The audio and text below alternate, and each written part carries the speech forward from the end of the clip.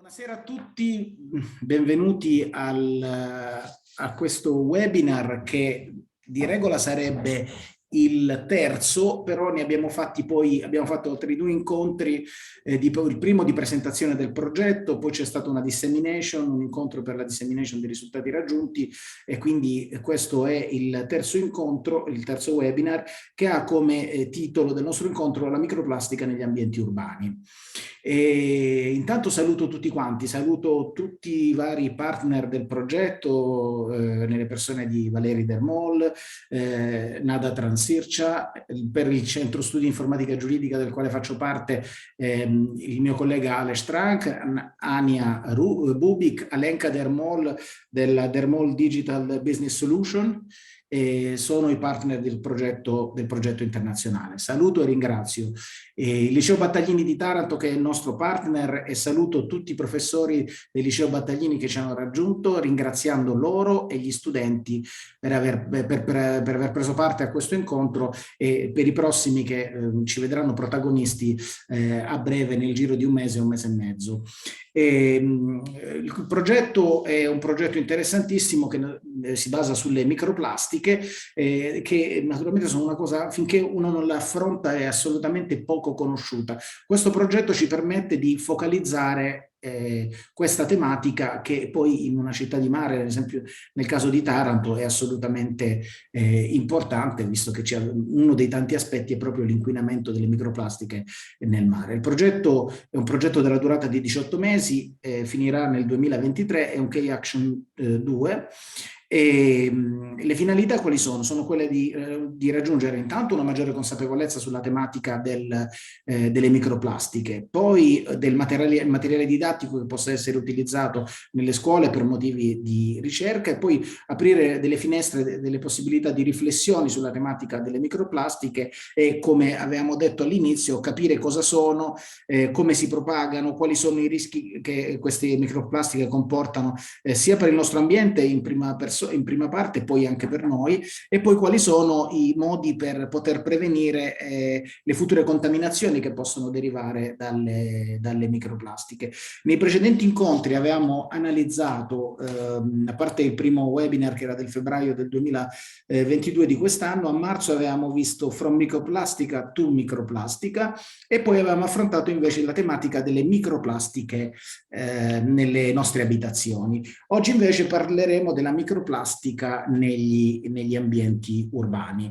Quindi il progetto poi prevede tutta una serie di attività, naturalmente di gruppo, e finalizzato naturalmente agli studenti delle scuole secondarie, quindi delle scuole superiori, agli insegnanti professionali, agli insegnanti delle scuole superiori, e poi ad un pubblico più ampio, tutti coloro che sono tecnici di questa materia. Io spero nei prossimi incontri di poter coinvolgere altre due realtà tarantine, che sono intanto la Ionian Dolphin, che è l'associazione che si occupa dello studio e della ricerca dei delfini nel mare, proprio per farci dire da loro quali sono le problematiche che loro incontrano per quanto riguarda le microplastiche nel mare, e poi un'altra associazione che invece si occupa proprio delle microplastiche. Sono due contatti che ho in questo momento e spero di poter riuscire a definire per i prossimi due webinar. I risultati che ci aspettiamo da questo progetto sono lo sviluppo naturalmente di 5 diversi corsi online, i vari webinar, la formazione poi delle generazioni future su queste tematiche, ampliare la discussione delle tematiche sulle microplastiche, l'introduzione poi di nuovi approcci e apprendimenti. Naturalmente chiunque avesse un'esperienza personale o una buona prassi da poterci raccontare, uno degli enti che ho contattato di Taranto è uno degli enti che avrebbe diverse buone prassi da poterci raccontare, e del resto mi pare anche che oggi nel nostro webinar sulla microplastica negli ambienti urbani, quando andremo a parlare degli pneumatici, del riuso, della cosiddetta economia circolare, perché tutto questo comporta anche tantissima economia ed economia circolare, perché la possibilità di riutilizzare determinati beni senza senza la necessità di doverli smaltire, naturalmente ci pone il problema, ci pone nella posizione di vantaggio di non dover smaltire i rifiuti da un lato e dall'altro cercare di inquinare il meno possibile. Quindi abbiamo parlato dei webinar, quindi di corsi online e poi gli eventi di diffusione che serviranno poi anche alla raccolta del materiale di ricerca e poi ad una pubblicazione finale sui nostri siti di tutto ciò che è stato oggetto della ricerca. Quindi le prossime date dei prossimi incontri poi saranno, dopo quello odierno, il 26 ottobre e il 9 novembre del 2022. Detto questo, faccio un breve riassunto, ma proprio breve, di ciò che era stato più o meno il frutto dei nostri primi 2 webinar di incontro. Avevamo visto all'inizio proprio che quando ci siamo posti il problema di cosa fossero, di quali dimensioni avessero le microplastiche nello smaltimento di questi materiali, avevamo visto appunto che sono assolutamente nocive per la salute, per la nostra salute personale, li ritroviamo anche negli alimenti, sono particelle di materiale plastico di diametro inferiore ai 5 mm. Avevamo fatto anche, grazie all'aiuto e alle conoscenze di Anja, avevamo fatto una delle prime distinzioni su microplastiche primarie, cioè quelle presenti in diversi prodotti igienici, cosmetici e per la casa, e che erano rilasciate nell'ambiente direttamente sotto forma di particelle. Si diffondono questo tipo di microplastiche primarie negli ambienti marini per una quota che oscilla tra il 15 e il 31%, come nelle percentuali delle microplastiche nel mare. Poi avevamo visto invece le microplastiche di tipo secondario, che erano il risultato del processo di degradazione di materiali plastici più grandi, come ad esempio gli pneumatici di cui parleremo oggi, quindi microplastiche secondarie, bottiglie di plastica, capi sintetici o reti da pesca. Rappresentano una quantità maggiore di microplastiche presenti soprattutto nell'ambiente marino, oscillando in percentuali dal 68 all'81% sul totale. Una delle principali problematiche è legata al fatto che qualunque tipo di filtro depurativo, per esempio i filtri depurativi delle acque di scarico, spesso non sono in grado di trattenere queste particelle, che quindi rientrano nel circolo. Poi avevo trovato una serie di ricerche ulteriori universitarie da parte del Milano Bicocca, di cui aggiungerò qualcosa più tardi, o anche dell'Università di Firenze, ma soprattutto il riuso e l'utilizzo sotto forma di economia circolare delle microplastiche nell'ambiente urbano e quindi degli pneumatici, per esempio, è assolutamente sorprendente quando ci soffermeremo su ciò che si può ottenere dagli pneumatici, dal riuso di questi materiali una volta che vengono scomposti. È assolutamente innovativo e soprattutto è una nuova forma di economia. Detto questo, abbiamo anche fatto un breve riassunto di quello che è stato il nostro lavoro fino a questo momento. Direi che passerei la parola a Valerij, sempre per quanto riguarda la prima parte. Io sono stato breve, ma ho cercato di ricostruire un pochino i passaggi che avevamo fatto nelle prime parti. Prego, Valerij. Yes, thank you. I will proceed in English because I'm not able to speak in Italian, but you already, as I understood, you have already explained everything. So what we have done. Alex, can I share my screen? Okay. So once again, maybe in English. So this slide shows what we have done. Until now, you can see that in Slovenia, we conducted 5 webinars. So all 5 webinars that were planned have already been implemented, conducted. Then we organized one dissemination event, introductionary event, and one workshop. That was kind of an additional event, workshop on video production. Because we plan, so in the next month, we plan to organize a video competition. We organized this workshop, that was a few months ago. And in Italy, we only did 2 webinars, one dissemination event, introduction into the project, and one workshop also on video production. We are considering to deliver once again this workshop, but we have also one online course I can show you later. about the problem of video production. So how to produce a video. So about next steps in Italy, 3 more webinars. I think that Augusto already explained our plan. So one is about microplastics in the urban environments today's event, and then the next event in 14 days, 2 weeks, waste plastics. Is waste plastics kind of opportunity or challenge, a problem? And then the last one, I think beginning of November, the fate of microplastics in the environment.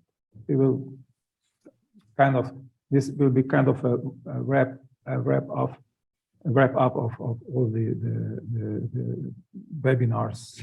So kind of a summary will be in November. And then, so the idea of this project is not only about raising awareness of the problem of microplastics, but it is also about producing, teaching, learning materials.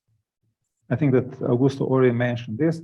And until now, we have produced quite many short explainer videos. So videos of 2, 3, 4 minutes, very focused. So the broad area of microplastics. We created also e-learning classrooms. You already saw 3 of them, English versions of e-classrooms, but we also created e-classrooms in Slovene language. And we also created YouTube channel. And most of the videos, we created a lot of videos, are available also on our YouTube channel. So, and in the next month, as I have already mentioned, we are going to organize a competition. So the title of the competition for the best student video will be World Without Microplastics. So these are our plans for the future, for the next month. And now I'm going to show you the website. So you can see here, I don't know, it's not working. Okay, it works now. So you can see it's a short video. You can see that we somehow used the website as a hosting place for all our events. So all webinars. So the first one in Italy, the second one in Italy, and also the additional workshop on video producing are all available on the website. And all these videos have some kind of bookmarks, so it's possible to move around the video because the videos are quite long, maybe, I don't know, 1 hour, around 1 hour. But it's possible to watch only short parts of the video because you can move around, you can go forward, you can go back. Here are also some very short videos, links to very short videos. And there are also some PowerPoint presentations available on the website. So here you can see webinar number 2. It's also split into several short parts. You can watch individual parts of the video, not the whole video. And let's wait for another section. Here is the dissemination event. So workshop effective video pitch. So it's about video production. Workshop probably around 1 hour, but again, it's split into small pieces. So this is our website.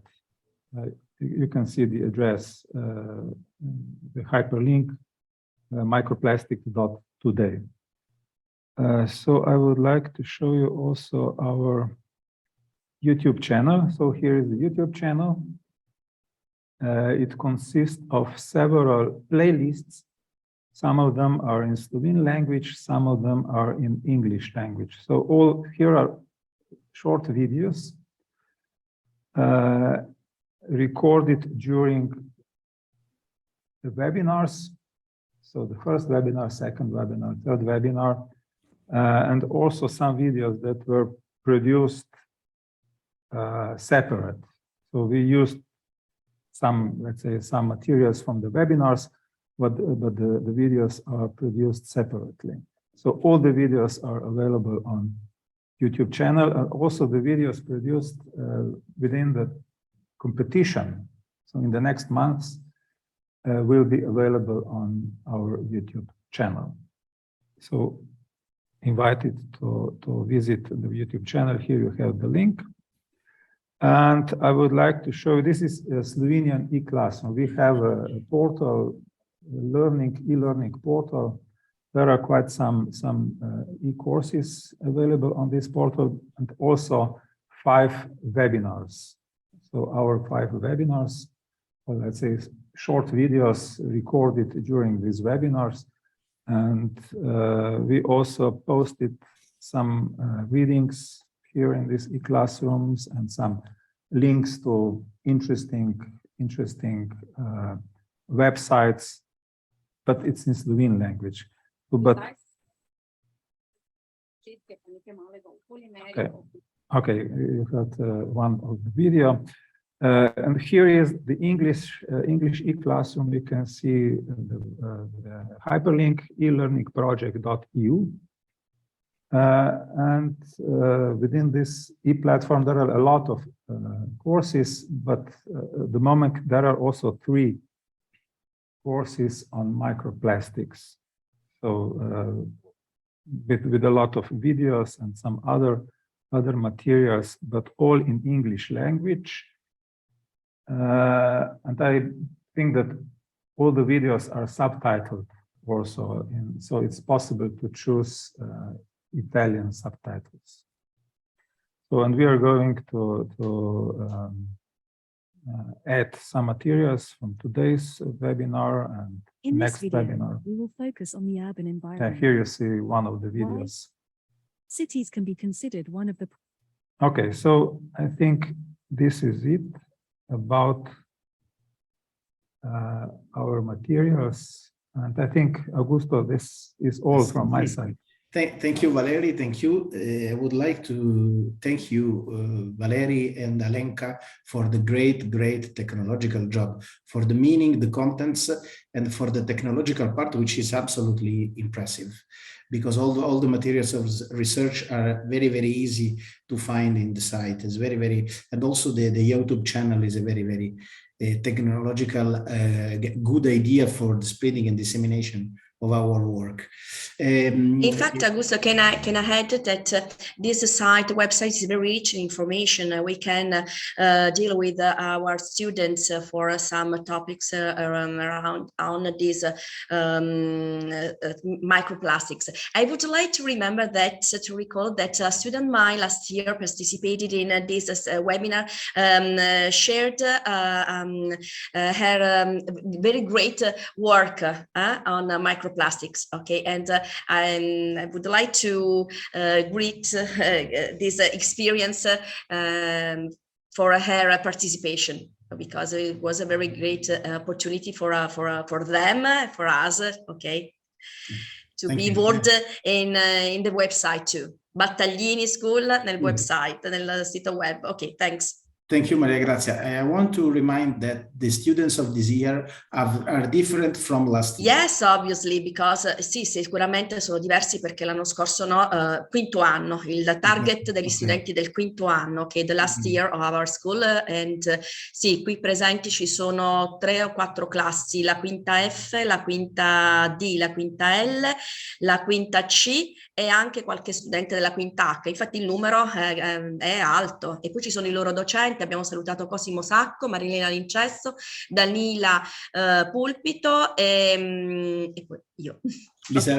Vi salutiamo tutti, quindi era giusto ricordare che gli studenti sono cambiati e anche per questo motivo abbiamo poi ripreso tutto ciò che era stato fatto nella prima parte del progetto, in modo da riuscire anche a collegare loro con ciò che era stato fatto e ciò che sarà sviluppato adesso nella seconda parte dell'anno.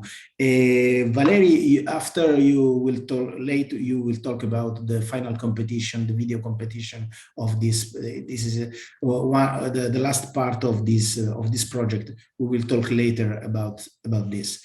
Yeah, sure. Okay, for all the new students and for... Augusto, pay attention please. Io sono terza Samuele Stola, un alunno che si è collegato e in autonomia terza e noi lo accogliamo. Buonasera, buonasera. Ciao, buonasera. Buonasera, buonasera, grazie di essere con noi. Ok, io introduco, let me introduce Anja Bubik, Dr. Anja Bubik. She will talk this afternoon with us about the environmental aspect of the tires problem in the environmental, in our environmental world. Anja, how are you? Hey, hello. Hello. Hello to everyone. I'm great. I'm great, really, because we have an Indian summer here. So in Slovenia, we are really enjoying the weather. So yes, and I'm really looking forward to these webinars. I hope students will enjoy and that they will take courage to participate and ask something, to comment something. I would really like to discuss with them about some topics. So I'm looking forward, really. Let me remind that Anja Bubik is the master of this project. She took us for hand by hand inside the project because she is the technical person in this in all our research. Anja, please. Yes, I would just say a few more words. I am coming from Slovenia, from a faculty of environmental protection. I'm a biochemist, molecular biologist, and I mostly deal with topics related to the health and environment. So how different chemicals, pollutants can influence our health, how can they produce some toxic results and so on. So I also deal with ecotoxicology, so how different pollutants, also microplastics, can influence the environment, how we can also prevent this introduction into the environment. So those are my most important issues. So now we can really start with the topic. It's about the microplastics in the urban environment. I think we could speak for a whole day about that because urban environments are a very crowded one, and lots of various activities are in progress, are very intense in that area. So I hope we will be able to show you and to raise your awareness about those activities also in bigger cities and crowded areas. Anja, let me say to the students that they don't have to be shy. If they have questions, they can do it. If they don't want to do it in English, they can write in the chat in Italian. We will translate for them and we will discuss about the point. Yes, they know that. Quindi ragazzi, ponete domande also in English, be free, okay? Don't be shy, okay? Of course, if you are struggling English, don't worry. Also, my English is not perfect, so we'll understand each other, so no problem. Okay, please, Anja, if you want to start about the new topic of the webinar. Okay, so I think we have everything already prepared. So Aleš, you will share the screen, and the first video, I think it's about the main thoughts about the population in urban environments and the main sources. Yes, that's true, Anja. I will start the video. The title is the urban environment, and we will discuss later when we see the video. So Okay. the video is about 3 minutes, and it has also the Italian subtitles.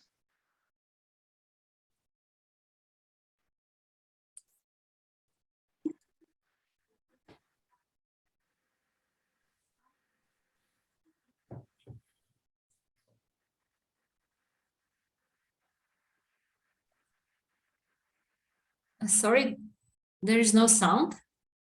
Is that true? Aleš zvok manjka. There is not the voice, yes. Okay, no voice. No voice. We will arrange everything. Only subtitles. We have to share to Valerij and Alenka that technological Italian part is also good. Thank you. Okay, we are ready now. Thank you, Alex. In this video, we will focus on the urban environment. Why? Cities can be considered one of the primary sources of microplastics, since almost all activities involving plastic and microplastics are concentrated in cities. Either these are different categories of industrial plants, or we are also talking about the high density and frequency of traffic and transport. There are also a lot of building structures and a lot of people on site. Consequently, we have a lot of plastic flow in terms of packaging and similar. We know that today the vast majority of people also live in cities. There is information that more than half of the entire world's population lives in urban environments, and many of these are also in larger urban agglomerations, which we call megacities. These are also cities with suburbs where more than 10 million people live. Population growth has been increasing exponentially in recent decades, and it is estimated that the number will reach 9 billion in the middle of the 21st century. As a result, with population growth, cities also expand and develop, thus, pollution of the environment occurs. If we look at the growing trend of those megacities, we see that at the end of the 20th century, that is, in 1990, there were only 10 such megacities, but in 2014 there were already 28. It was estimated that in those 28 cities lived as much as 12% of all world population. The latest data is from 2020, which states that there are already 34 megacities. Projections, however, indicate that this trend will continue to rise and somehow estimate that in 2030 we will exceed the number of 40. On this graph, it is very nice to see how the share of the urban population is increasing, and it is, of course, logical that with this development of life and the increase of all activities in urban environments, environmental issues related to specialized environments also increase. The fact is that urban environments are an essential source of microplastics due to the amount of anthropogenic or human activities. A critical starting point in dealing with the issue is that we have several diverse and dispersed sources of plastics and microplastics in urban environments. We can find such particles in various media like water, soil, sediments, sewage sludge, and even the air. In the following videos, we will get to know different sources of microplastics in urban environments, and go over the most important, most common, but not always the most recognized ones.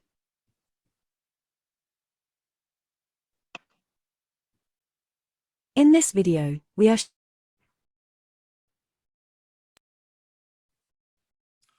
Alex, we will have another video immediately, or we will discuss about it.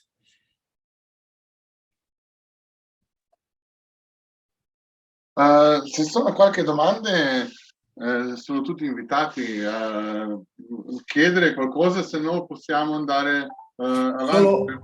In attesa di vedere se c'è qualche domanda, volevo aggiungere solo questo. Queste slide ci fanno capire come sia assolutamente diciamo imminente la discussione di queste problematiche, considerando che, come ci dicevano le slide, la popolazione mondiale sarà a breve di circa 9 miliardi e che le città, i grossi centri urbani, i grossi agglomerati urbani sono previste ormai circa 34 megalopoli. Immaginiamoci che cosa significhi una cosa del genere, di grossi assembramenti urbani di questo tipo, che cosa possono produrre per l'ambiente, per lo smog e anche in termini di microplastica, tutto quello che può accadere.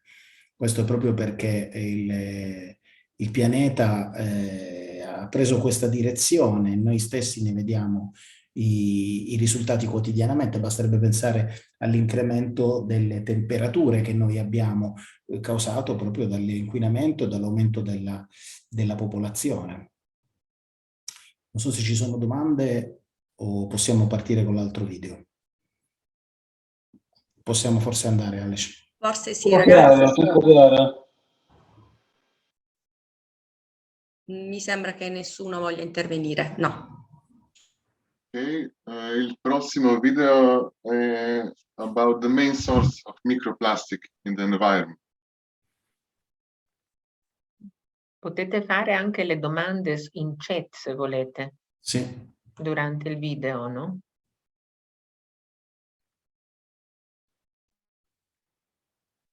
The sources of microplastics are very diverse. Several of them are shown in this scheme published by the European Union. We see that all the sources are present and concentrated in almost every urban environment. Here we see the sources listed, and here we see the media in which microplastics are detected, that is, water, soil, sediments, air and the sludge of sewage treatment plants. 7 key sources of primary microplastics, which are also detected in the seas, are generally identified or categorized. These are tires, synthetic textile fibers, urban or city dust, ship coatings, road markings, personal care products and plastic as a raw material. We had already discussed them when we tried distinguishing between primary and secondary microplastics. However, let's look again at the proportion of microplastics contributed by each activity.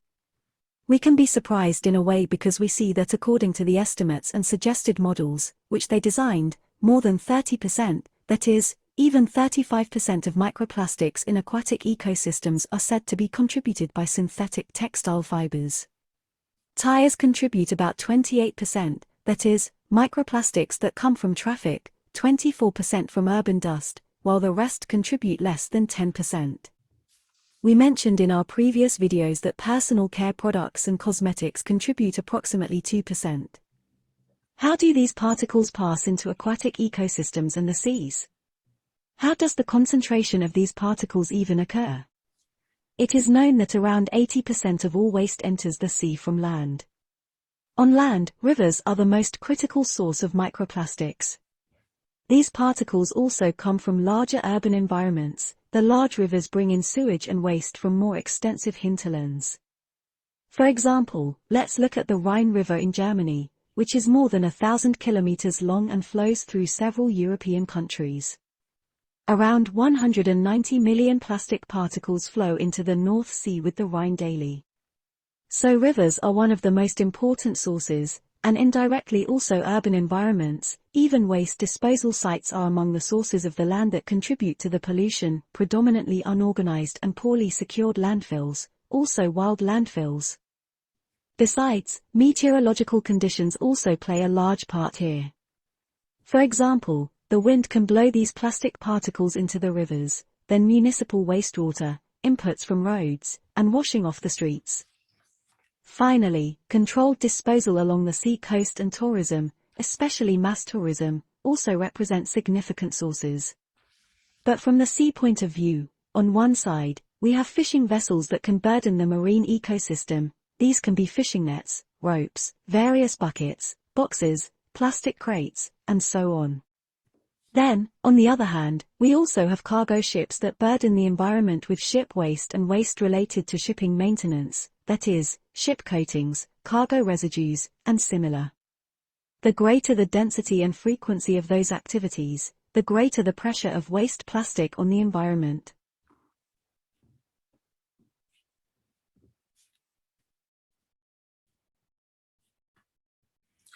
Assolutamente interessante. Cominciamo a entrare nell'argomento e a vedere come dalla prima parte in cui parlavamo della popolazione siamo andati più in profondità a vedere quali sono le fonti proprio dell'inquinamento. Le abbiamo visto le percentuali.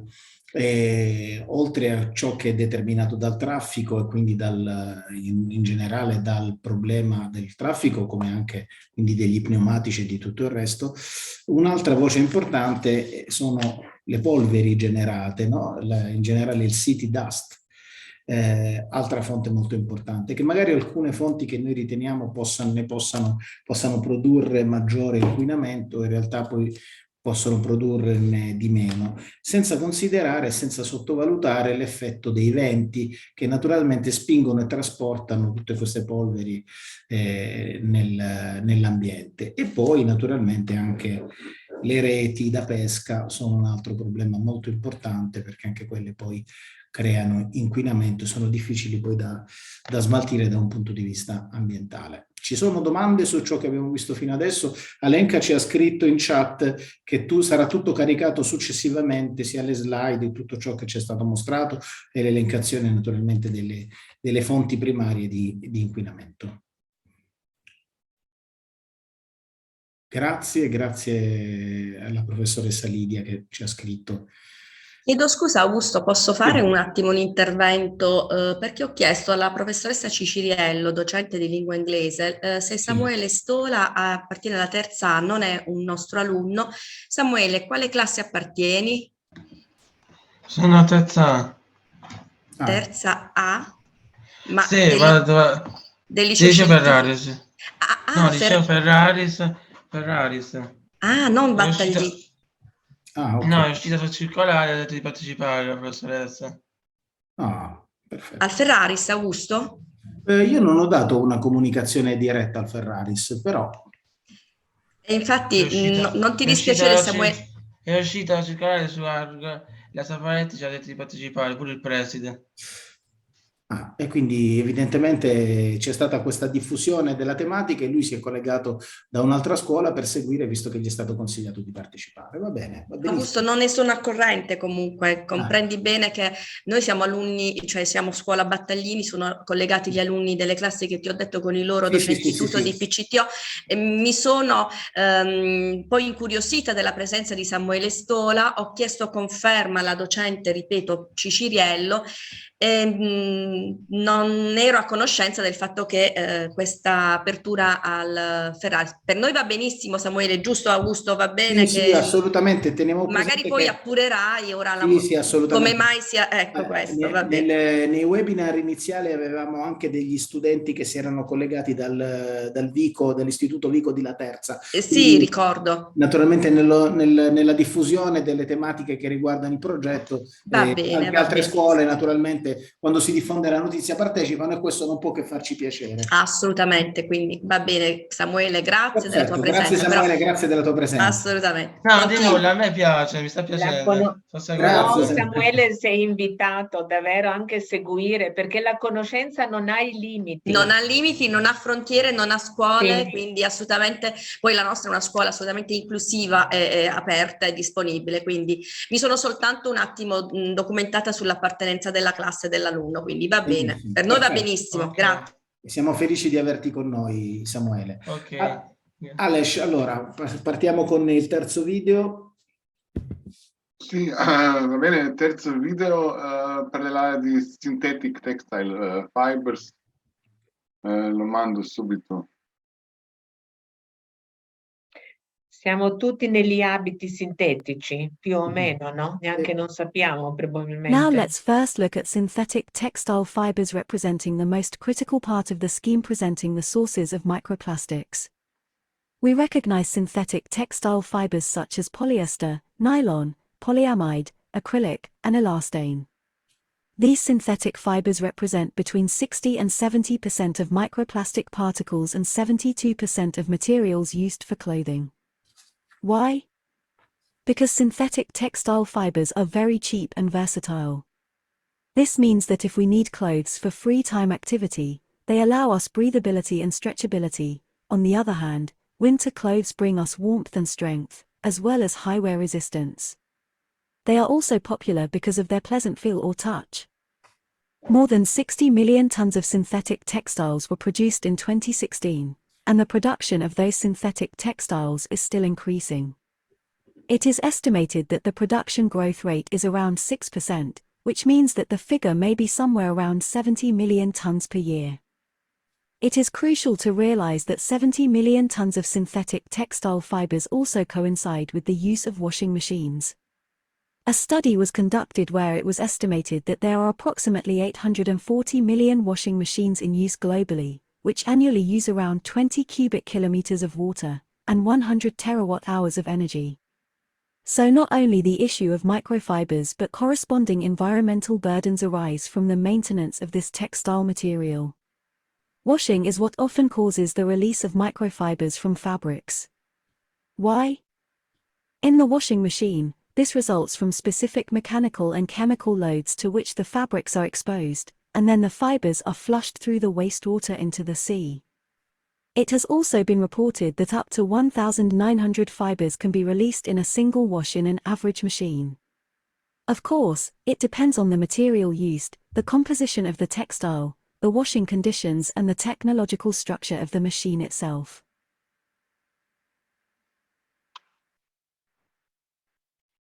Ecco, abbiamo visto un altro risvolto che riguarda i tessuti sintetici, i capi che noi utilizziamo quotidianamente, di cui naturalmente ci occupiamo della composizione solo nel momento in cui dobbiamo lavarli, perché fino a quel momento, diciamo, difficilmente al momento dell'acquisto vengono valutati la parte compositiva del prodotto. Detto questo, poi, oltre al fatto che diciamo, abbiamo visto le percentuali di crescita della produzione dei capi, ci sono una serie di oneri ambientali che derivano dall'utilizzo di questi capi che naturalmente devono essere lavati. Un dato impressionante era quello su quanti milioni di lavatrici esistono nel mondo, e assolutamente immaginiamoci il consumo di acqua, di questi tempi il consumo di elettricità, che non è poco con i costi che abbiamo in questo momento, quindi immaginiamoci che cosa significa tutto questo per l'ambiente. In realtà quelli che sono gli oneri ambientali una volta tecnicamente nei master di economia sarebbero stati definiti costi invisibili, e che invece oggi sono assolutamente visibili considerati quelli che sono gli importi delle bollette che noi dobbiamo pagare per i materiali di consumo come l'acqua e come l'elettricità. Ci sono domande su queste slide, su questo video? Sembrerebbe di no. Ok, Alex. Ok, andiamo avanti con il prossimo video. Parlerà di industria di tessili, no? Sì. Dell'industria tessile, sì. Sì, industria.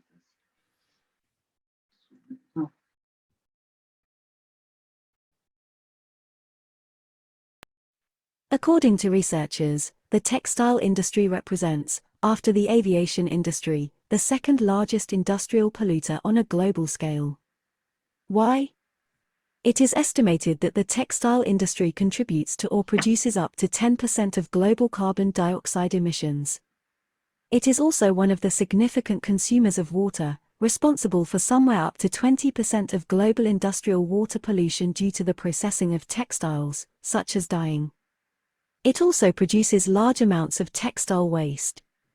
We must be aware that textile waste is generated during production, use, and even afterwards. Perhaps, and what is most important for our topic, the textile industry contributes up to 35% of primary microplastics to the pollution of marine environments. The latter is estimated at around 190,000 tons annually. The textile industry and its development have recently offered us a lot of excitement. Since people are rushing towards the development of fast fashion, everyone is striving for it. And the global production of textiles, from 1975 to 2018, has increased almost 2 times, from 6 kilograms of produced textiles per inhabitant per year to 13 kilograms. Although people currently possess considerably more significant quantities of textiles at home, the costs for buying new ones are much lower. It is estimated that in the last 50 years, the buying costs have decreased considerably. As part of this fast fashion, there are also many impulse and rush purchases. Research in the US has shown that people buy new clothes every 5.5 days, so weekly or even more frequently. And even in the European Union, the figures showed that in the last period of the previous 2 or 3 decades, the purchase of clothes increased by as much as 40%. As a result, the usage period of the products has been reduced, somewhere at least by 1/3. Consequently, we make more and more new purchases every year. In Italy, for example, it is estimated that a person buys about 15 kilograms of new textiles annually. In Germany, this figure is 17 kilograms. At the same time, several studies highlight that this issue is the most evident in Great Britain, where the fashion and modern shopping trends and market saturation are extreme. The estimate is that, on average, a person buys almost 27 kilograms of textiles annually. This graph shows how exponentially the production of all textile fibers has increased. We can see at the end of the graph that in recent years, that is since 2010, the growth rate even exceeded the population growth. The dashed line shows how the population has been growing and how the production has been growing by type of individual textile fiber. If we look at cotton or natural fibers, they are present at around 30%, while synthetic textile fibers are about 70%. So, what environmental challenges do we face with this mass production? First, we should highlight the water issue, which is water consumption. Currently, textile production uses more than 40 trillion liters of water annually for irrigation, and most of this water, more than 90%, is associated with cotton production. Let's look at a well-known global example. This is the Aral Sea, which is essentially a very threatened ecosystem. It is estimated that somewhere around 20% of the water lost in this area is precisely the result of excessive irrigation or cotton production in the European Union. Let's look at the example of Cambodia. An example of a country where the textile industry has become the dominant type of industrial production, as much as 60%, that is more than half of the total water pollution in this geographic area and as much as 1/3 of all chemical pollution that Cambodians perceive, comes from the textile industry. The carbon footprint of the textile industry is also one that is very problematic, namely, it has been shown that textiles, in addition to the aluminium industry, are the ones that generate the most greenhouse gases per unit of material. An estimate is that textile production brings up to 10% of greenhouse gas emissions. The energy source used in the production of textiles is also critical. For example, the production of textiles in China depends on energy based on fossil fuels such as coal. As a result, fabrics produced in China have a larger carbon footprint than textiles produced in some European countries where electricity production is not based so much on fossil fuels. The third significant environmental challenge encountered in making textile fibers is using chemicals. In the textile industry, more than 15,000 chemicals are used during production. For example, 6% of the total global output of pesticides is used for growing cotton. However, many of the chemicals used are bound to the fabric, such as some ointments and solvents used in various treatments, whether surfactants, bleaches, softeners, dyes, antifoaming agents and so on. It is estimated that, for example, one European company with finished products uses 460 g of chemicals per kilogram of textile, which is quite a lot. Then, there are also all the means, including gluing, auxiliaries for pre-treatment, processing, dyes, pigments and so on, that must be taken into account. However, we must be aware that approximately 80% of all European textile products come from countries outside the European Union. Therefore, it is challenging to estimate the chemicals content. The problem is also that some textiles labeled as being produced in the European Union are imported as semi-finished textile materials and are then chemically processed locally in Europe. A lot of research has been done in Sweden. As we know, one very important textile plant also operates in Sweden, the one whose stores have a solid global presence. Globally, they have a pretty high market share. More than 2,000 chemicals were identified in Sweden related to the textile industry. The research showed that at least 10% of these chemicals could be claimed or defined as potentially affecting human health negatively. Of particular concern are the various dyes used in the production of textiles, which can act as reprotoxic toxins that hurt human reproduction. At least 5% of the identified chemicals can bioaccumulate, that is, they can accumulate in the tissues of living organisms, which means that the amount of these substances in the organism increases and is also potentiated during the food chain. The fourth environmental challenge is textile waste. A dramatic increase in textile production and the growing popularity of fast fashion lead to increases in the volume of consumption and, naturally, to more significant textile waste. Western countries traditionally export textile waste to developing countries, such as Africa. But what has become of the problem now? this practice is slowly becoming unsustainable with greater production and more significant waste generation. Even many developing countries are already banning the import of textile waste, mainly because, on the one hand, they protect their local production. For example, the markets in Turkey and China are already saturated with used clothes threatening local production.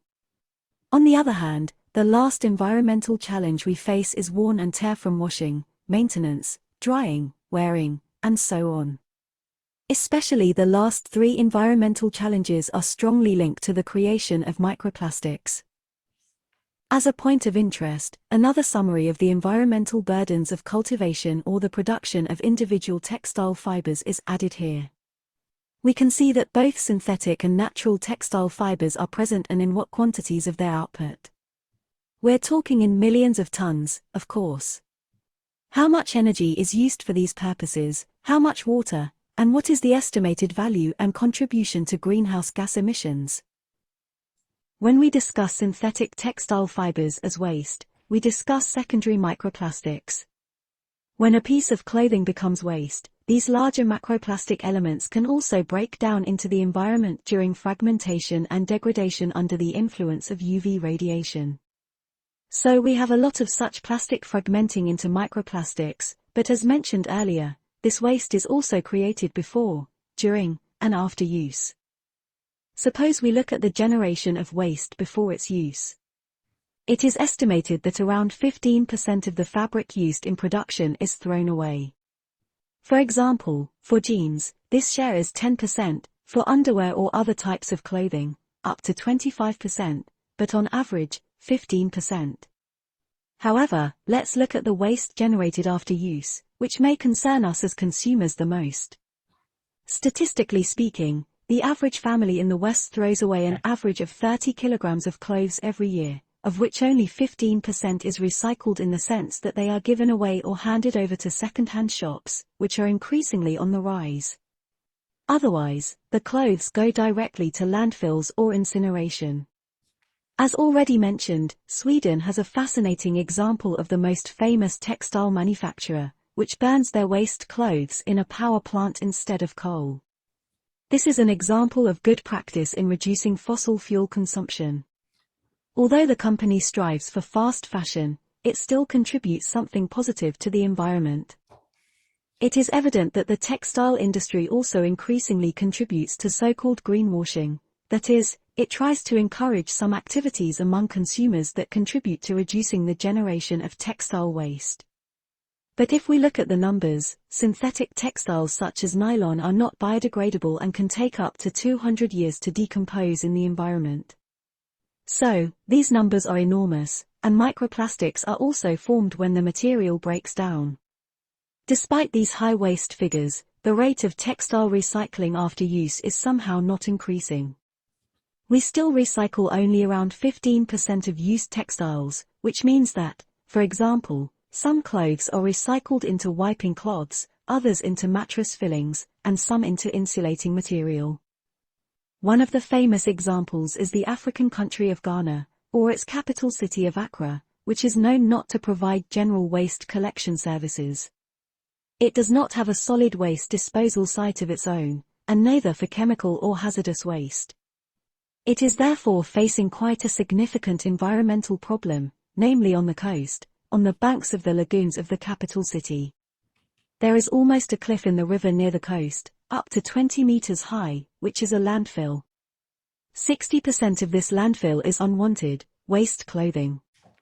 These clothes have been sent to Ghana from Europe, America, and even Australia, in principle for resale or further use, but a large proportion of these clothes are not worn and are discarded. Figures show that around 15 million used clothes arrive in Accra every week from different parts of the world. It is estimated that only about 40% of the clothes are such that they can be used.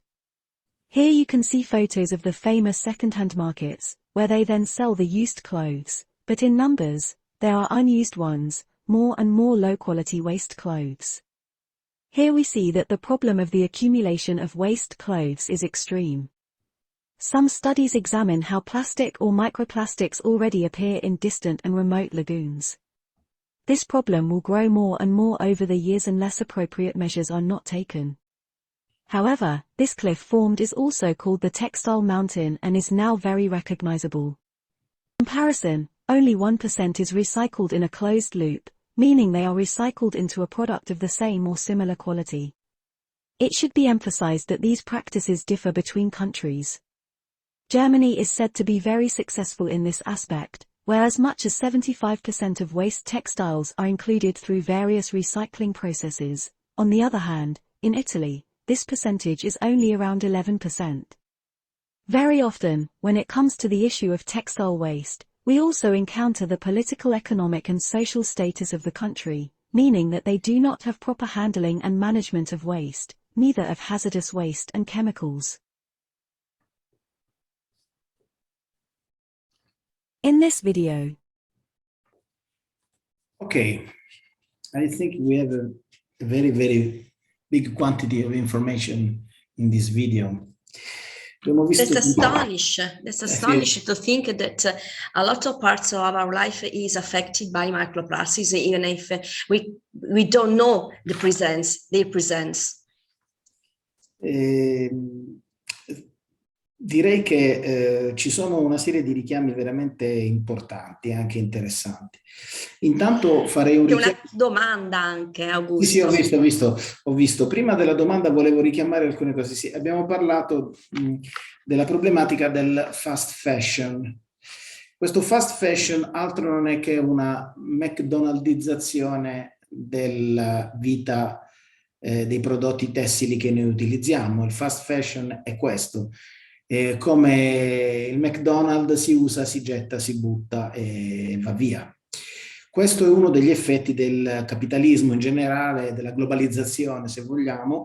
Però, ecco, i richiami che ci sono stati dati in questo video, in queste slide, sono così importanti perché io ho segnato delle cose che, vabbè, abbiamo visto che intanto la Textile Mountain, which is not modern art, but it's a problem, just to be clear, perché così com'era poteva sembrare un agglomerato artistico fatto. Voi sapete che c'è un'installazione. Noi abbiamo un famoso artista italiano che ha fatto una Venere che si trova al Castello di Rivoli, che si chiama la Venere degli Stracci ed è una statua che è contornata da vestiti buttati per terra. Ecco, mi ha ricordato molto quello, peccato che quella è l'Africa e che uno dei tanti problemi, oltre al sovrappopolamento, è anche quello dell'inquinamento. Qui i dati dell'inquinamento che riguardano strettamente le percentuali del mondo, ma dell'Africa in particolare, sono davvero drammatici. Vedevo proprio che intanto, ecco, mi era venuto in mente una domanda. Qualcuno di voi ha pensato durante questo video a quanti vestiti acquista e con quale frequenza durante l'anno? Questo è molto importante. Anja, I don't know if you understand me. I'm asking to the students to try to remember, to point the attention on how many clothes they buy every year and how frequently they do it. Yeah, because I also want to ask them something, because we in Slovenia, we often think that you Italians are fashion lovers, you know, but the lovers of quality fashion. So, quality fashion, especially young people, like old brands. I don't know. So that's why I would like to ask you. So if you are, I don't know, if you think about plastic, when you shop, get dressed, so are you deciding according to fashion or just to visual appearance, or okay. I don't know. What's your opinion? If I can say something before the answers of the students, we have to go and breach in the middle the question, because if for quality we mean brands or we mean quality of the materials. Materials. Yes. Okay. What we usually refers to quality usually is brand, which is a mistake. It's a big mistake. The quality is something different. In this video, we saw that the natural product like cotton, 30%, and 70% of unnatural textile fibers. Yes. This is absolutely negative. C'è qualcuno degli studenti che ci vuole dire se ha fatto un attimo mente locale con quale frequenza compra, al di là di chi lo fa compulsivamente per altri motivi, che è un altro fenomeno studiato, l'acquisto compulsivo. Però, per esempio, con quale frequenza ci fermiamo davanti a una vetrina e cominciamo a desiderare un prodotto che ci affascina e che vogliamo a tutti i costi, e da lì alle nostre disponibilità economiche, da quando lo acquistiamo magari chiediamo ai nostri genitori di acquistarlo. C'è qualcuno che vuole rispondere? Ragazzi, intervenite tranquillamente, anche in italiano, se volete. Non fate che dobbiamo chiamarvi noi. Valerij ci dice intanto che anche nel deserto di Atacama in Cile esiste un'altra montagna. Una discarica di questo tipo, sì. Ragazzi, a voi, forza! Che tipo di shopper siete? Le ragazze probabilmente. Le ragazze, o li chiamo io allora. Giada Patrono, dai, intervieni. Quando fai gli acquisti, come ti comporti, Giada? Anche Giada, tieni presente che in questo webinar non ci sono i tuoi genitori, quindi puoi dirlo tranquillamente. Non devi avere timori, nessuno ti dice nulla. Giada, prendi la parola, dai. Intanto volevo tradurre quella domanda per Ania. One student, Gianluca Panarelli, he wrote, could second-hand clothes shops reduce microplastic pollution? Of course. Second-hand stores are one of the better solutions, and those activities are widespread, globally widespread, and it's good. People also becoming more and more aware of it. But still, if we calculate the amount of plastics inside, this plastic is still wearing, it still remains in the environment. So secondhand in combination with more natural materials would be a perfect solution. Or we can say that if you sell a secondhand and you don't buy a new one, it's okay. Gianluca, visto che ha rotto il ghiaccio, Gianluca, allora vuoi dirci tu che tipo di acquirente sei, come ti comporti while shopping? Vabbè, in famiglia sono uno di quelli che acquista meno di tutti, perché tanto. Comunque, nel peggiore dei casi, solitamente almeno una volta al mese qualcosa si prende, però anche più volte al mese qualcosa di nuovo. Poi bisogna capire cosa si intende per vestiti, cioè le calze può capitare sempre, però magari un vestito nuovo una volta al mese. Gianluca, il vestito, anche la maglia sportiva è sempre un abbigliamento, no? Anche qualcosa che tu acquisti per fare sport. Magari sei uno sportivo e acquisti più frequentemente abiti sportivi, vestiario sportivo. Sì, no, infatti, cioè appunto, magari è più raro comprare vestiti per le occasioni, però i vestiti alla fine ci servono, quindi quasi ogni mese è facile comprarne anche diversi. Poi soprattutto le famiglie che hanno magari bambini, cose, si cresce anche. So Gianluca, would you like to answer in English, because Anja can't understand Italian very well? You can translate in a general way your answer, please. Okay. Okay, so I've told that is very often we buy clothes because we need them, also because we grow up during our life, so we need clothes of different sizes. So very often we buy clothes. So how would you estimate the number? How many clothes you buy approximately per month? My family, maybe 10 for a month, for example, or 5. Okay, it's quite a lot, because we also asked this question to Slovenian students, and they said that they approximately buy around 3 pieces per month on Italian young people aren't so saver as Slovenian ones, maybe. Okay. Il rapporto è diverso, avete notato? We go to school 6 times a week, so maybe it's better to use different t-shirts for every day of school. So the number increases. But maybe also fashion is more affordable for you. I don't know. It's interesting. I still think 10 pieces per month. It's very high number. Yeah, But we have, do you other Milano Fashion Slovenian Week. things? We have Milano Fashion Week. Italy is one of the most important yeah, I know.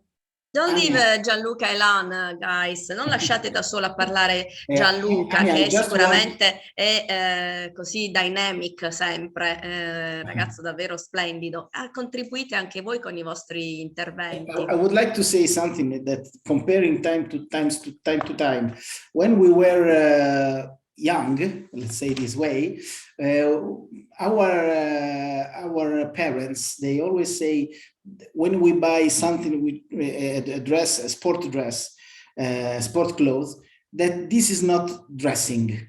So they just consider the normal dress. So I bought this. This is not a cloth.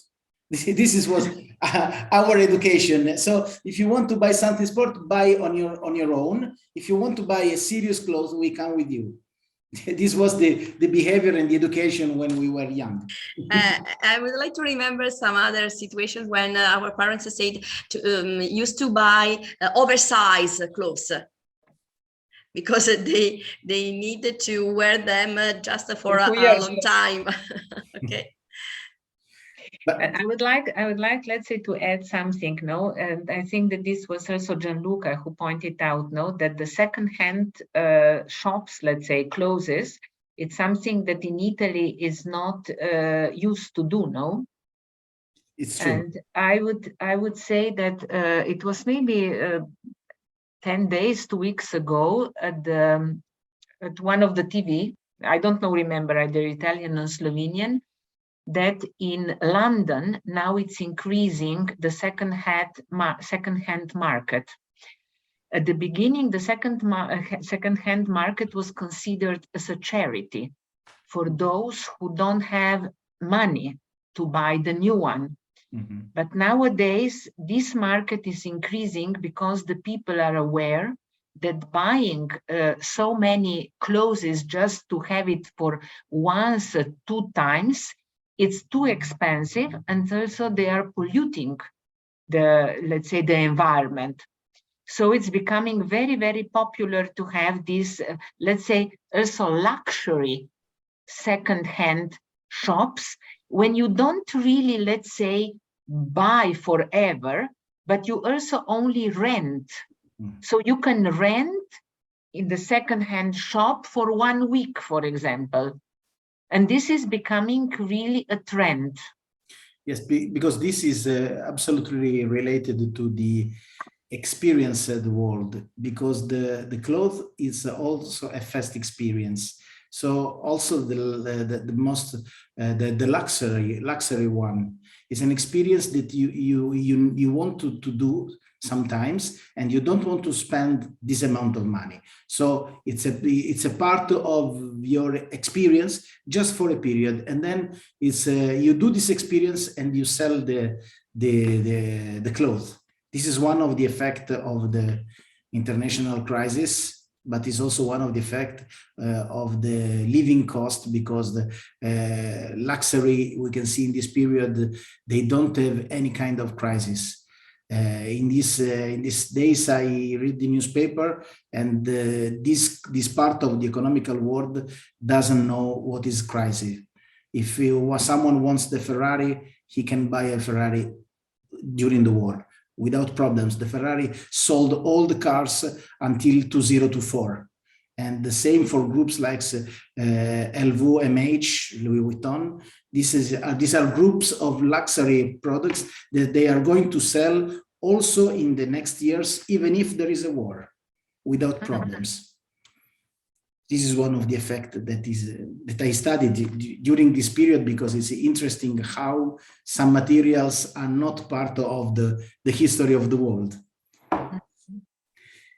Ci sono altre domande? Sì, Augusto, in chat mi ha scritto un alunno, si presenta e accende la videocamera. That's your turn, please. Pierluca Naccari. Buonasera, buonasera. La videocamera non mi funziona ultimamente al computer. Vabbè, Ok. allora io volevo dire che generalmente effettuo acquisti durante tipo Black Friday, periodi scontistici, cose così, e acquisto vari marchi, tipo tutte Nike, Blauer, cose così in generale. Meno male riesco a trovare così con buoni prezzi su vari siti, Amazon, diversi. In English Grazie. now. No, come che sei italiano, che in English, I love Italian. Vabbè, non lo so che dire. Allora, generally I will buy many types of jackets, t-shirt in many cities, for example, Amazon, eBay, and other, in the period of Black Friday or Christmas and other. Thank you so much. Thank you, Pierluca. Another technique of selling the Black Friday. we can do 10, 12 webinars about this. And this is something absolutely, this is absolutely marketing and how we are victims of the marketing for every product. Ok, Aleš, vogliamo passare, Gianluca ci aggiunge, second hand online shops are not so popular. Su questo forse potrei dirti che non è così da noi, però come diceva Nada, per esempio nel mondo anglosassone è assolutamente Di moda ormai. Sì. Ci sono ora queste nuove app come Vint, no? Dove tu puoi Sì, infatti so immediatamente il vintage prodotto adesso. il prodotto in vendita viene venduto. Avevo letto addirittura che nell'arco di 12 giorni è stimato che viene rivenduto un vestito usato. We are talking about some app that there are in which you can sell immediately one cloth or one product, like a second-hand market. It's an app and you sell it immediately. The medium time is 12 days. Ok, Aleš, vogliamo andare con l'altro video? Sì, vado subito. In this video, we are shifting our attention from synthetic textile fibers to another important source of microplastics in urban environments, city or urban dust. Namely, data show that around 24% of primary microplastics in marine environments come from urban dust. Of course, this issue is strongly linked to synthetic textile fibers since the research suggests that synthetic textile fibers may be the primary source of microplastics in the air, that is, in the urban dust, and textile fibers are indeed the dominant form of microplastics. The industrial processing of the synthetic textile itself produces many fine fibers. Other possible sources of microplastics in urban dust are the decomposition of larger plastic products, waste in landfills, and various emissions. In addition, those processes may lead to an increased amount of plastic microparticles in the atmosphere, for example, through industrial emissions, emissions from traffic and various meteorological conditions or urban microclimate, which are strongly influenced by the movement of air masses and winds. Atmospheric transport, that is, the wind, is probably also the reason for the presence of microplastics in areas far from city centers and relatively sparsely populated areas. For example, in a recent study, microplastics were found in atmospheric precipitation in the Pyrenees, which are actually quite remote geographic areas challenging to be accessed by people. The study found that the air masses that come from larger urban environments significantly contribute to the deposition of microplastics along with precipitation. It is also interesting that due to their small size and low density, the particles can be directly inhaled into the air, which poses a real risk to human health. How can we measure and monitor the presence of microplastics in the air? There are two most classic methods: collecting atmospheric precipitation, which is then concentrated, and then the fibers or particles are filtered, and the other method pumps the air directly from the atmosphere and then filters it. To better imagine the problem of the urban microplastic dust, 3 examples of research are discussed, namely the cities of Paris, Hamburg, and Shanghai. In Paris, a pervasive study was done. It is well known that in France, a vast number of people live in cities. It is estimated that more than 80% of all people. Paris, as such, is very densely populated. It is a megacity, with more than 10 million people in its urban agglomeration. The average concentration of particles in the air of Paris is 118 particles per square meter per day. Moreover, 90% of the plastic particles they found in the air were plastic fibres, and 50% of these were longer than 1 centimeter. Regarding the type of recognized polymers, there mainly were polyamide particles, mostly nylon and polypropylene. In the second part of the research, they compared microplastics content in the city's strict urban center with suburban areas. The analysis showed a positive correlation: the smaller the population and the population density, the lower the particles' content in atmospheric precipitation. They estimated that the microplastic content, so the number of smaller particles, is smaller in the suburban areas, somewhere up to 30%. After that, they further investigated the situation by pumping the air and comparing the content of microplastics in the dust or the atmosphere in a closed and open space. They found that in closed rooms, the concentration of those fibers was much higher, and the content of the smaller particles, microplastics, was as much as 33%. This finding seems logical because air masses are limited in a closed space regarding their movement.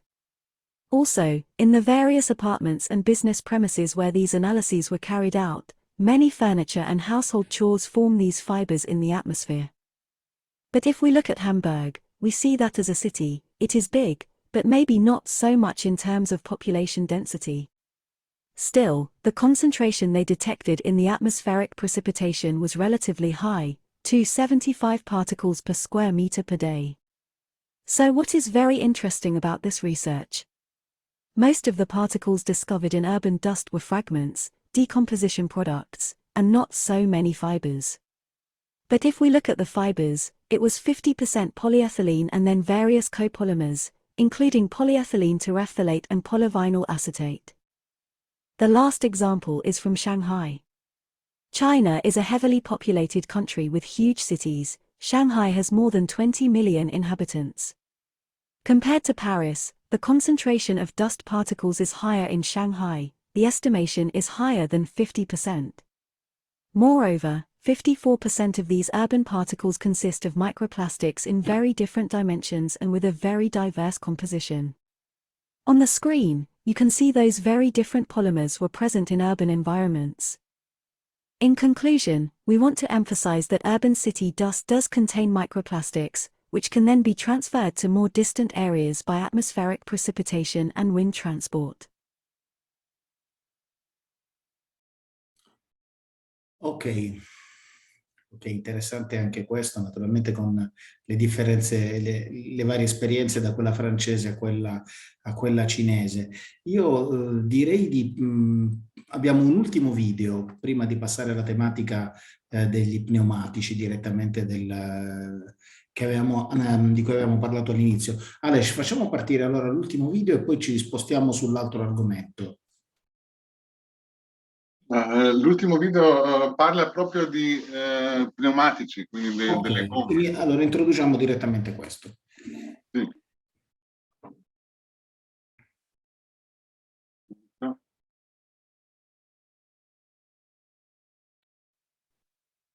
In this video, we reinforce the issue of microplastics in urban environments with a reasonably extensive study done in Slovenia. The results will be presented on how rubber particles or tires contribute to the problem of microplastics in the environment. In general, road transport contribution to microplastics in the environment may be relatively high. Tires contribute up to 24%, while the road markings, after washing and wear, account for around 7%. Engine emissions, among which we also have many harmful products produced during fuel combustion, including sooty solid particles, are under strict control in the automotive sector, while rubber particles released during tire wear, basically no. So we can see that they don't blow away either but stay and pile up along the roads and in nature. Engine emissions, among which we also have many harmful products produced during fuel combustion, including sooty solid particles, are under strict control in the automotive sector, while rubber particles released during tire wear, basically no. So we can see that they don't blow away either but stay and pile up along the roads and in nature. Therefore, with this research, the drivers are addressed in the sense that from an environmental point of view, not only from a safety point of view, it makes sense to drive rationally, as far as aggressiveness and speed are concerned. Namely, excessive acceleration and braking contribute significantly to increased tire wear. For example, drifting, which is also very popular among young drivers, is one of the critical sources of the formation of rubber particles. And not only on cars but also on bicycles, motorbikes and all means of transport that use rubber tires. Perhaps one of the most important findings of this research is that although these rubber particles are a burden on the environment because they accumulate in nature, the resulting particles are still too large and too heavy to penetrate in any form of an aerosol. Thus, the entire mixture of this rubber dust from under the wheels stays in the air for a much shorter time than these more dangerous soot particles due to their weight. That's why the accumulation of microplastic particles in the surrounding ecosystems is the fundamental problem, not their potential accumulation in our breaths. In short, the problem of rubber particle pollution relates mainly to the tires used on cars, bikes, construction machines, and trucks. The best solution for this issue lies within the drivers and efforts to change their driving styles and habits. The style should be calm and defensive. Namely, every drifting, every start, and leaving the black line on the asphalt also leaves rubber particles, which are then washed from the roads into nature and living organisms and, last but not least, into our bodies. As for rubber particles, of course, the most dangerous pollutants in traffic are soot particles. Although rubber particles do not enter the lungs directly, they represent a significant burden for the entire environment around highways, roads, and everywhere people drive. For example, German drivers lose more than 80,000 tons of rubber particles from their cars annually, a significant environmental burden. In this video, we Ok. In questo video invece abbiamo cominciato a vedere un'analisi di quelli che sono, diciamo, i rischi principali che sono collegati all'uso, per esempio, dei materiali degli pneumatici. Io, prima di lasciare la parola ad Anja, before giving you the voice, Anja, I would like to say something that in a short research that I have done, I saw that the materials of the tires is one of the most used for the recycling.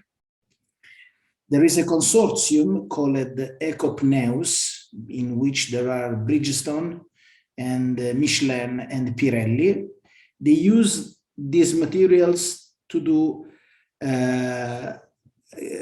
particular material for tennis shoes or sports shoes in general. They use it also for the materials for the streets, for the highways. They use also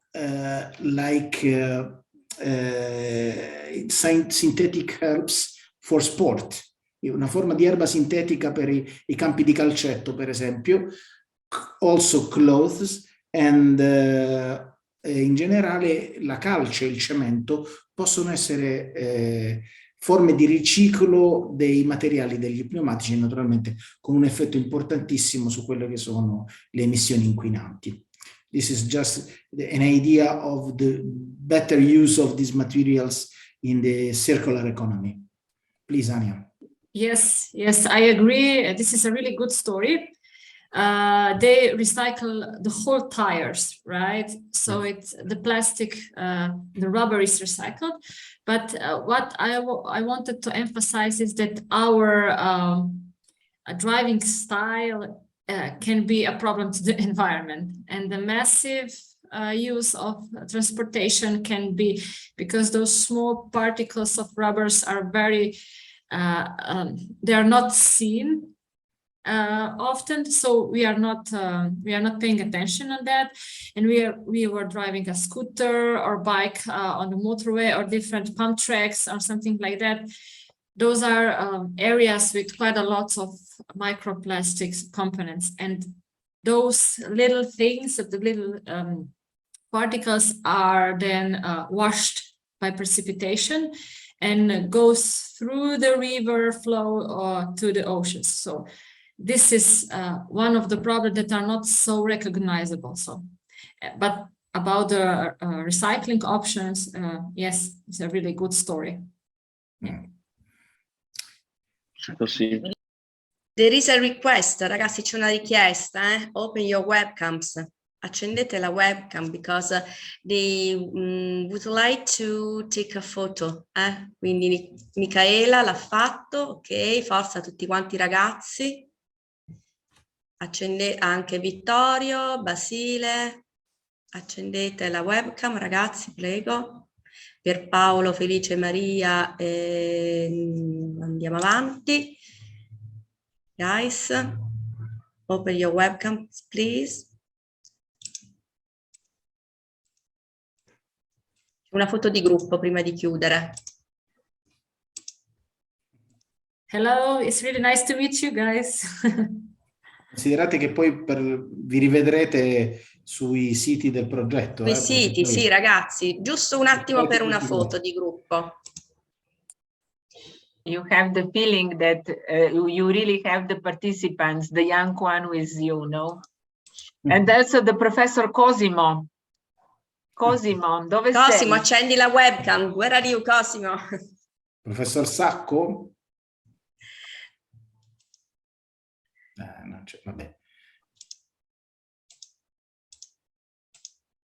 Ecco, alcuni si sono accesi, perfetto, Marzia, i ragazzi. Marzia, sì. sono Danila, non mi funziona la videocamera. Non fa niente, la teacher Dalina Pulpito is saying that her webcam doesn't work, ok? Non ti preoccupare, don't worry.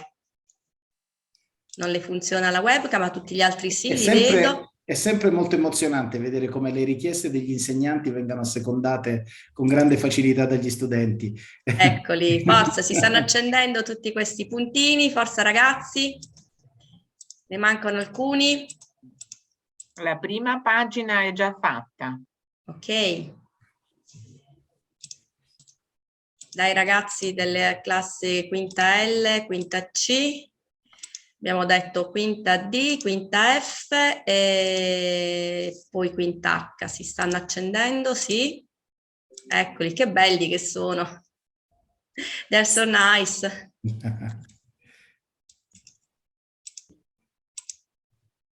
Ma alcuni ancora sono spenti. Augusto. Questo senza alcuna nostalgia del Covid period nel quale eravate collegati nelle rispettive scuole, assolutamente. No, dramatic period. Assolutamente.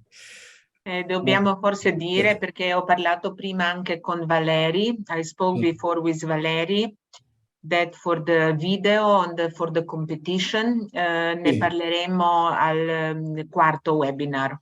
Ah, ok. So we will speak about the video and the competition on our next webinar, because we will have also some more clear instructions on that at that time. Okay, which will be on the 26th of October. Yes. Okay, okay. So if we want to add something, or so we will talk about the competition on the next web. Ci sono altre domande? Anja, do you want to add something more?